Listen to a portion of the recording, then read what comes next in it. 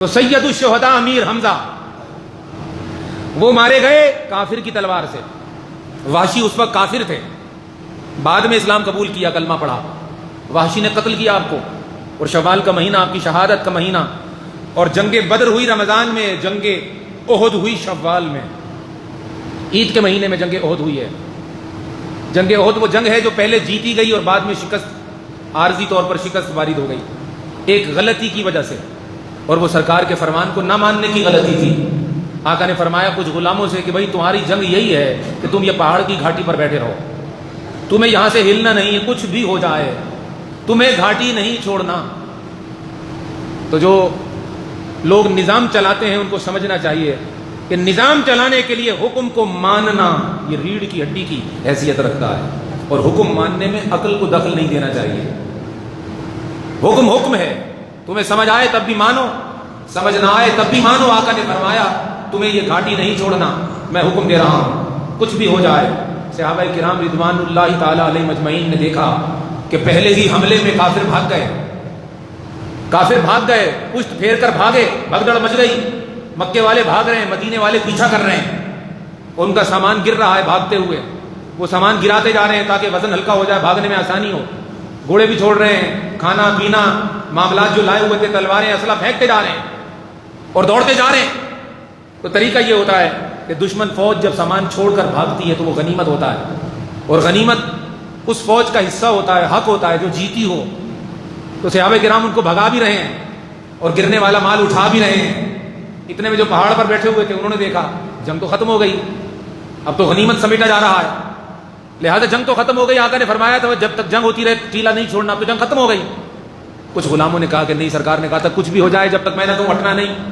اختلاف ہو گیا، 2-3 صحابی بیٹھے رہے، باقی سب ٹیلا چھوڑ گئے اور اس سامان کو حاصل کرنے میں مصروف ہو گئے جس کو غنیمت کہا جاتا ہے، جو جیتنے والی فوج کا حق ہوتا ہے. طریقہ کار یہ کوئی عیب کی بات نہیں، لیکن انہوں نے جلد بازی سے کام لیا، اور غلطی ہو جانا یہ بشری تقاضا ہے. وہ جب ٹیلا چھوڑ گئے، خالد ابن ولید جو جنگی چالوں سے بہت واقف رہا کرتے تھے، وہ پوری جنگ میں شریک نہ ہوئے. وہ موقع کی طاق میں بیٹھے رہے کہ اگر یہ فوج غلطی کرے تو میں آؤں. کچھ لوگ ہوتے ہیں جن کا کارنامہ اتنا ہی ہوتا ہے کہ وہ مخالف کی غلطیوں سے فائدہ اٹھاتے ہیں، اور حقیقی چال باز وہی ہوتا ہے جو خود کچھ نہ کرے، کرنے والے کی غلطی سے فائدہ اٹھائے. اور ہمارے زمانے میں یہی ہوتا ہے، کرتے کچھ نہیں، صرف تاڑتے رہتے ہیں کہ کب یہ غلطی کرتا ہے. ان کو 1000 سال بھی لگ جائے، وہ کرنے والے کو صرف تاڑتے رہتے ہیں، اچھا کر تو کر بھائی، دیکھ رہے ہیں ہم. وہ کوئی بھی ہو اس کی غلطی کے منتظر رہتے ہیں. اور غلطی کس سے نہیں ہوتی؟ غلطی خطا کس سے نہیں ہوتی؟ وہ خطا کو اچک لیتے ہیں اور ہر قسم کی خوبی اور فن یکسر فراموش کر دیتے ہیں. فارسی کا ایک مقولہ ہے، نہ کردن یک عیب، کردن صد عیب. نہ کرنا تو ایک برائی ہے، نہ کرنا تو ایک ہی برائی ہے، کرتا کچھ نہیں، ایک ہی برائی ہے نا، ناکارہ ہے. نہ کردن یک عیب، کردن صد عیب. نہ کرنا تو ایک برائی ہے اور کرنے والے میں 1000 عیب نکال لیے جاتے ہیں. سولو یہ بھی ایک ہی عیب ہے نا بھائی، سو رہے تھے اور اگر جاگ گئے تو پکڑے جائیں گے. کردن صد عیب، کرنا 1000 عیب نکال لو آپ. اب میری تقریر میں عیب نکالنا کیا مشکل؟ یہ کیوں بولا، ایسے کیوں بولا، بھائی تو آ کے بول، ادھر بیٹھ. اب تو ماشاءاللہ ممبر بھی وسیم بھائی نے ایسا دیا کہ خوش کر دیا ہے، اور یہ بھی عیب بن جاتا ہے. بعض اوقات یہ بھی عیب بن جاتا ہے، ایسے ممبر ہم نے دیکھے ہی نہیں. تو اللہ تعالیٰ اس کو سلامت رکھے جو دین کی عزت کو بڑھانے کے لیے قربانی دیتا ہے. میری دعا ہے دونوں جانوں میں اللہ پاک اس کی عزت کو بڑھائے.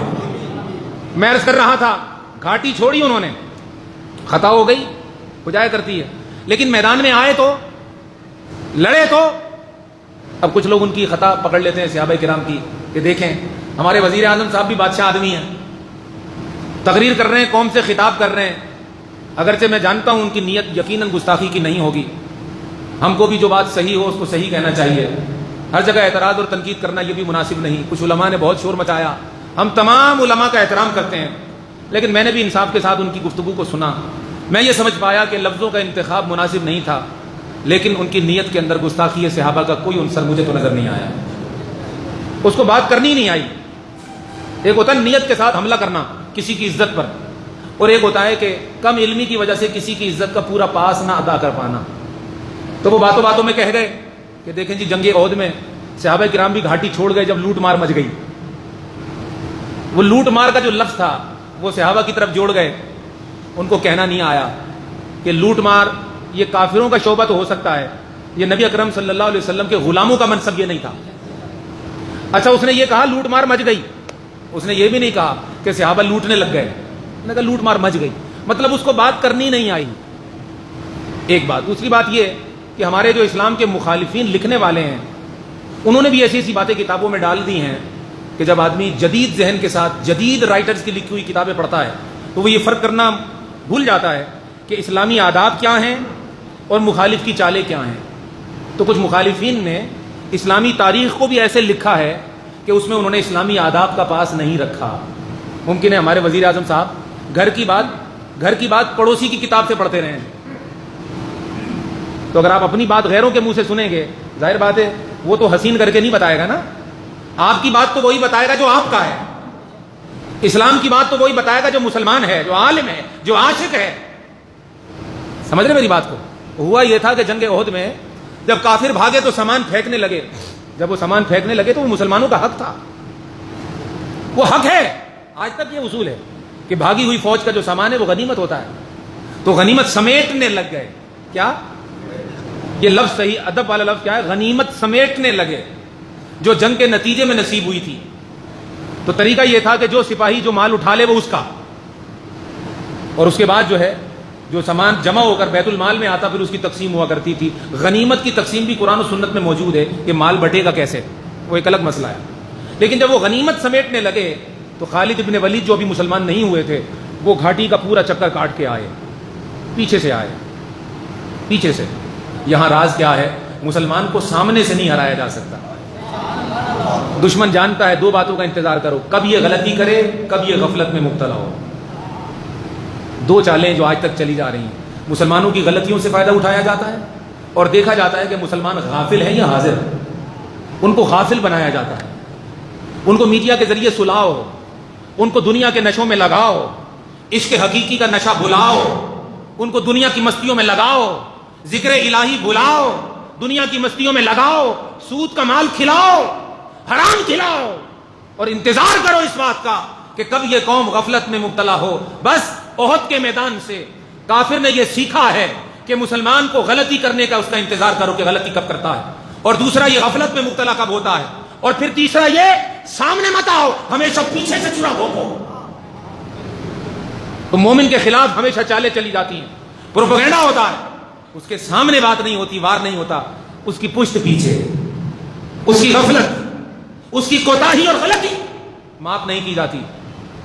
اور امیر خسرو نے بھی کہا, امیر خسرو نے کہا نہ شبد نصیب دشمن کہ شبد ہلاک تیغت, سرے دوستاں سلامت کہ تو خنجر آزمائی. یا رب کسی دشمن کا یہ مقدر کہاں کہ وہ تیری تلوار سے ذبح ہو, کسی دشمن کا یہ نصیب کہاں کہ وہ تیری تقدیر کی تلوار سے ذبح ہو. اے اللہ ہم عاشقوں کے سر کس لیے ہیں؟ سر دوستاں سلامت, ہم دوستوں کے سر کس لیے ہیں کہ تو خنجر آزمائی. جب کبھی خنجر چلانا ہو ہم عاشقوں کے سروں کو ذبح کر کے اپنے خنجر کی تیزی آزمایا کر. دشمن اس قابل کہاں کہ تیرے کام آئے, حسین کا سر چاہیے جو تیری راہ میں کام آئے.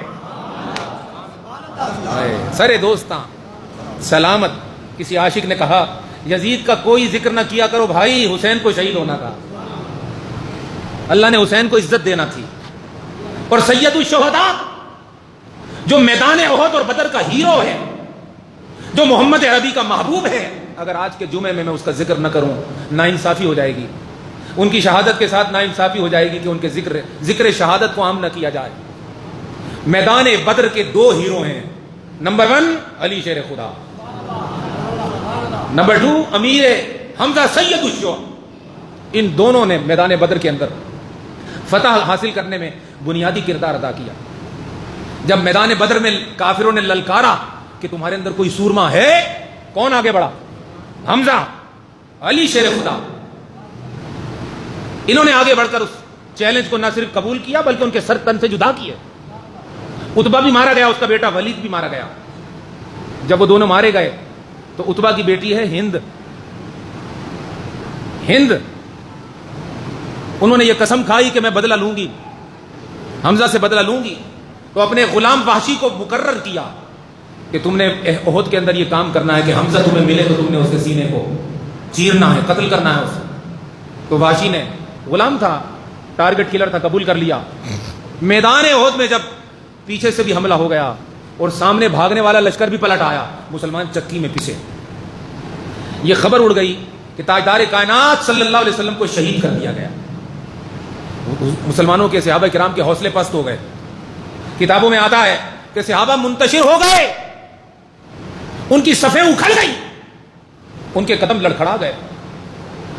اور بیان ہوتا ہے کہ جو جس طرف رخ تھا اس طرف چل پڑا اور اپنی اپنی جان بچانے لگے.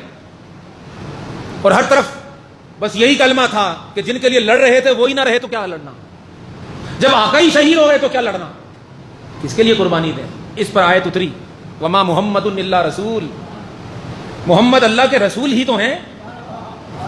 قد خلت من قبلہ الرسل, یہ قرآن ہے. وہ ایسے رسول ہیں کہ ان سے پہلے بھی رسول گزرے. افہم ماتا, تو اے اللہ کی بندگی کا دم بھرنے والوں, افہم ماتا, اگر انہیں موت آ جائے, او قتیلا, یا انہیں قتل کر دیا جائے, انقلبتم علی اعقابکم, تم کیا اپنی ایڑیوں کے بل پھر جاؤ گے, اللہ کے دین کو چھوڑ جاؤ گے. وَمَن يَنْقَلِبْ عَلَىٰ عَاقِبَيْهِ فَلَن يَضُرَّ اللَّهَ شَيْئًا, تو سنو, اگر تم پشت پھیر کر پھر جاؤ گے تو تم اللہ کا کچھ نہیں بگاڑ سکتے, تم اللہ کا کچھ نہیں بگاڑ سکتے, تم اپنا ہی بگاڑو گے. تو تعلیم یہ دی جا رہی ہے کہ لڑو تو اللہ کے لیے, جیو تو اللہ کے لیے, مرو تو